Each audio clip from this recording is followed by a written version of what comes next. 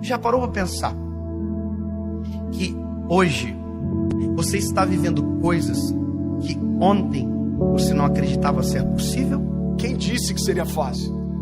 Jesus nunca disse que seria fácil, mas Ele deu uma promessa para nós: pode ser leve, porque eu vou trocar de fardo com você. Eu já troquei de lugar com você na cruz. Então aquilo que você merecia receber, eu já recebi. E aquilo que eu merecia por parte do meu Pai, eu entreguei para vocês. Mas isso não significa que vai ser fácil, irmão. Se a gente perder tudo, mas não perder a fé, a gente não perdeu nada. Porque a fé é a chave que move o sobrenatural. A fé é aquilo que faz com que alguém que não tem nada aos olhos dos homens viva como alguém que já recebeu tudo aos olhos de Deus. Eu não me movo mais por aquilo que eu vejo, mas eu me movo por aquilo que eu creio. Se você se agarrar à fé que Deus depositou em você, nada vai ser impossível para você. Quem sabe não seja a hora de você crer no Deus que te respondeu hoje, quando ontem era impossível, e acreditar que amanhã Ele será presente na sua história e vai responder a sua oração. Uma palavra libera um destino. Uma palavra ressuscita mortos. As nossas decisões, elas têm impactos a curto, médio e longo prazo. Porque existem reflexos do que fazemos, repito, no curto, no médio e no longo prazo. Coisas simples, sabe? Coisas que às vezes parecem ser até simples demais, mas que são importantes e que definem a nossa trajetória. A razão número 1 pela qual as pessoas não conseguem o que querem é não saberem o que querem. Se você parar para pensar na nossa vida, nós só valorizamos quando aquilo que estava nas nossas mãos vai embora. E nas nossas mãos não tinha valor, mas quando vai embora a gente percebe o valor que tinha, mas que nunca falamos quando nas nossas mãos estavam. Nós não olhamos com um olhar sensível para aquilo que temos, para o que somos. Nós precisamos de dor, nós precisamos de perda para verbalizar coisas que os nossos sentimentos ocultam, às vezes até mesmo de nós. Por que você murmurava ao invés de você declarar aquilo que você desejava ver? A fé não é a gente constatar o que está acontecendo, é a gente declarar o que vai acontecer. Então, ao invés da gente ficar murmurando, entenda isso em nome de Jesus, começa a declarar por fé as realidades ao teu redor e elas vão ser transformadas. Aquilo que poderia ser um ponto de tensão na minha casa se tornou um pilar de sustentação na minha casa. Por quê? Porque não tem a ver com aquilo que me cerca, mas como eu enxergo aquilo que me cerca. E é por isso que eu quero te convidar em nome de Jesus a entender, cara, a razão pela qual a gente não vive muitas coisas é que a gente não sabe para onde a gente quer ir. Às vezes você já está num lugar onde um dia você sonhou que esse lugar traria para você plenitude. Aí agora você já está ansioso com um novo futuro. Aí quando o futuro chega, você já está ansioso com um novo futuro. Sabe uma das coisas que eu mais tenho visto na minha geração? Quando aquilo que um dia era futuro se torna presente, ele está encontrando a gente ausente. Porque a gente já está sonhando com um novo futuro desejado. É dolorido falar isso, mas já parou para pensar que tem gente que só vai entender a preciosidade da vida quando a de alguém de muito perto for ceifada? Eu não sei se você já teve a experiência de ir a um velório, mas vá a um velório, é pedagógico. Você sai do velório muito mais amoroso, você sai do velório muito mais sensível, muito mais grato. Você agradece o ar que respira quando descobre que a pessoa que está no caixão faltou o ar para viver. Você valoriza o coração que bate no peito.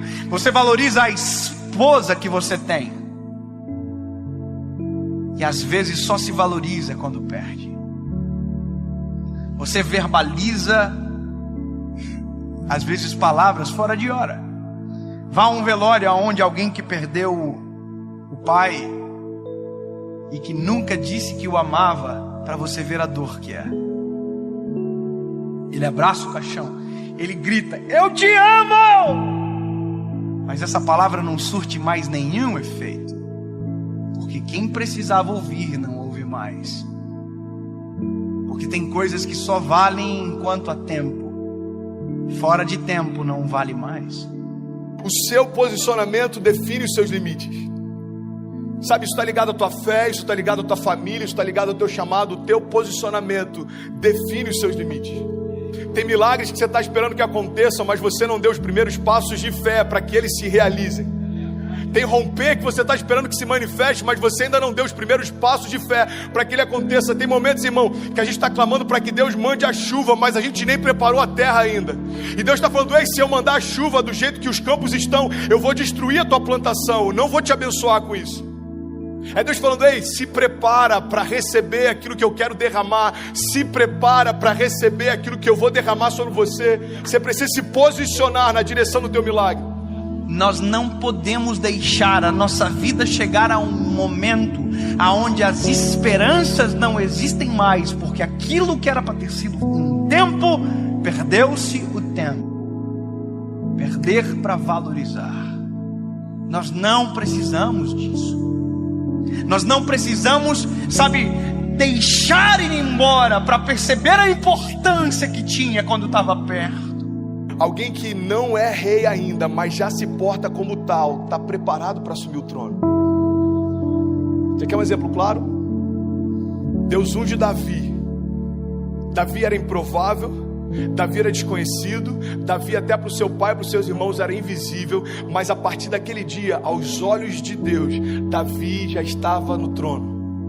Só que aos olhos dos homens, olha para mim em nome de Jesus, como demorou um período entre a unção de Davi e Davi assumir o reinado. Aos olhos dos homens, os homens olhavam para o trono e viam Saul. Aos olhos de Deus, o trono estava vazio, irmão, porque o rei que era por direito ainda não havia se assentado lá. Ei, Deus está falando: tem tronos que você está olhando e parece que estão ocupados, aos meus olhos já foram esvaziados. Não se mova por aquilo que o homem vê.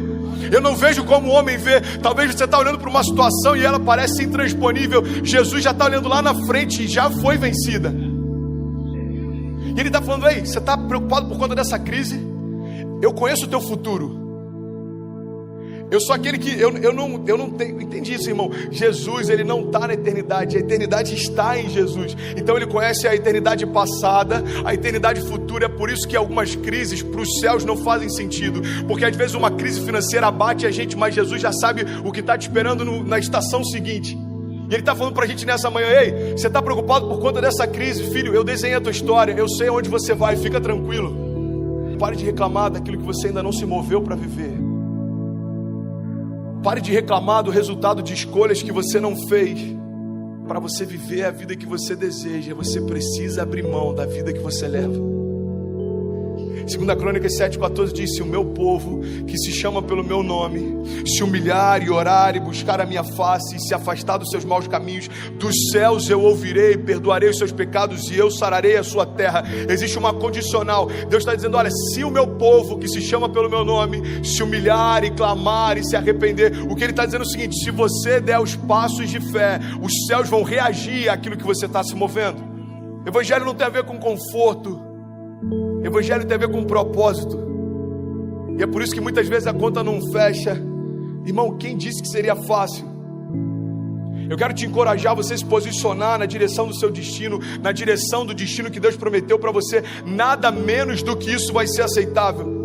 Salmo 126, versículo 5 diz: aqueles que semeiam com lágrimas, com cantos de alegria colherão. Aquele que sai chorando enquanto semeia, voltará com cantos de alegria, trazendo seus feixes. Mas eu não posso fazer por você aquilo que só você pode fazer.